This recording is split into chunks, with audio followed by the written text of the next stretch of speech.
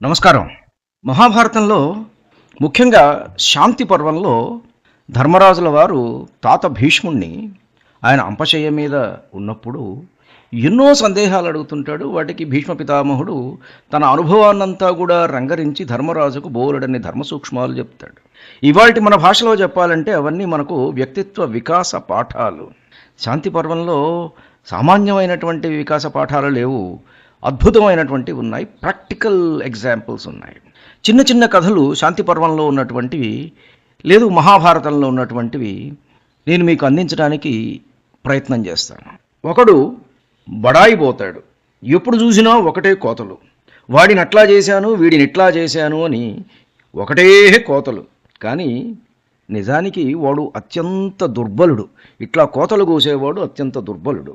అలాంటి వాడు ఎవడైనా సరే ఘటనాఘటన సమర్థుడు, ఉపకారము మరియు అపకారము రెండూ చేయగల మహాబలవంతుడైన ఒక శత్రువు ఎదుటపడినప్పుడు ఎలా ఉండాలి, ఎలా ఉంటాడు? ఈ చిత్రమైన సందేహం ధర్మరాజుల వారికి వచ్చింది. తాతను అడిగాడు. అప్పుడు భీష్మ పితామహుడు ఒక కథ చెప్పారు. ఒకానొక సమయంలో హిమాలయాలలో ఒక శాల్మలి వృక్షం అంటే బూరుగు చెట్టు ఉండేది. చాలా పెద్ద మానుతో, 4 దిక్కులా వ్యాపించిన విశాలమైన కొమ్మలతో, దట్టమైన ఆకులతో ఆ మహావృక్షం పర్వతమంత ఎత్తు ఎదిగి ఉన్నది. దానిని ఆశ్రయించి పెద్ద పెద్ద ఏనుగులు, వన్యమృగాలు, మనుష్యులు ఉండేవారు.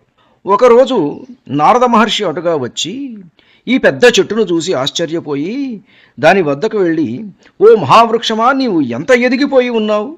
ఎన్నో ప్రాణులు నిన్ను ఆశ్రయించి ఉన్నాయి.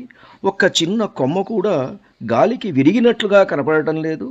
అమిత బలశాలి అయిన వాయువు నీకేమైనా బంధువా, స్నేహితుడా?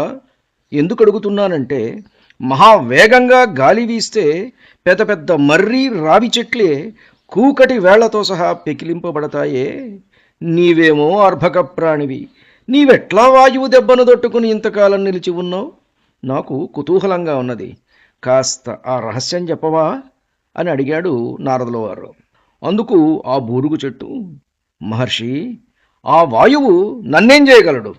అతని తేజస్సు కంటే నా తేజస్సు చాలా గొప్పది. అందుకే అతడు నన్నేమీ చేయలేడు. వాయువు అంటే నాకు భయం అసలే లేదు అని కోతలు కోసింది. ఇది కోసిన కోతలన్నీ ఇంకాస్త కలిపి వాయువు చెవిలో ఊది తన దారిన తాను చక్కా పోయాడు నారద మహర్షి. వాయుదేవుడికి బాగా తిక్క ఎక్కి సరాసరి బూరుగు చెట్టు దగ్గరికి వెళ్ళి, ఏమిటి నారద మహర్షి దగ్గర ఏవేవో మాట్లాడేవాట? సృష్టి చేసేటప్పుడు ప్రజాపతి నీ మొదట్లో కూర్చొని చేశాడని ఆయన మీద గౌరవంతో నీ జోలికి నేను రాలేదు. సరే, ఇప్పుడు కాదులే, రేపు చెబుతా నీ సంగతి అని అన్నాడు. అప్పుడు ఆ బూరుగు చెట్టు, చాలు లేవాయ్, ఓహో, కండబలం మెండుగా ఉంటే సరిపోదు, బుద్ధిబలం ఉండాలి. అది నీకంటే నా దగ్గర చాలా ఎక్కువ ఉంది, పోవాయ్ అని అన్నది. సర్లే, ఇప్పుడు కాదు, రేపు నీ సంగతి ఉందిలే అనుకుంటూ వెళ్ళాడు వాయుదేవుడు. మాట తూలనైతే తూలింది గాని వాయువు బలం గుర్తుకు వచ్చేసరికి దాని గుండెల్లో బండబడినట్లయింది. సరే, కొమ్మలుంటే కదా ఆయన నన్ను పడగొట్టేది, కొమ్మలు లేకుండా చేసుకుంటే పోలే అని తన కొమ్మలన్నీ తానే విరగ్గొట్టుకుని మోడుగా నిలబడింది. ఇహవాడు నన్నేం చేస్తాడులే అని అనుకున్నది. తెల్లవారింది.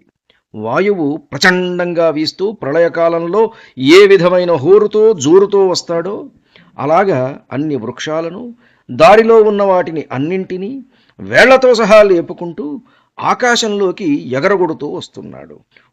వచ్చి బూరుగు చెట్టు దగ్గరకు రాగానే ఆయనకు మోడు మాత్రమే మిగిలి బోడిలాగా ఉన్న చెట్టు కనపడింది. దానిని చూడగానే పకపక నవ్వి, నేను కూడా నిన్ను ఇలానే చేద్దాం అనుకున్నా, భళా, నీవే ఇలా తయారయ్యావు, నాతో ఓడిపోయినట్టే కదా అని అన్నాడు. అప్పుడు ఆ వృక్షం సిగ్గుతో తల వంచుకుంది. యుధిష్ఠిరా, దుర్బలుడు బలవంతుడితో వైరం పెట్టుకుంటే ఇలాగే అవుతుంది. కాబట్టి బలవంతుడితోటి దుర్బలుడు ఎప్పుడూ వైరం పెట్టుకోరాదు అని చెప్పి చిరునవ్వు చిందించాడు పితామహుడు. ధన్యుణ్ణి. నమస్కారం. మీ ఊటుకూరు జానకి రామారావు.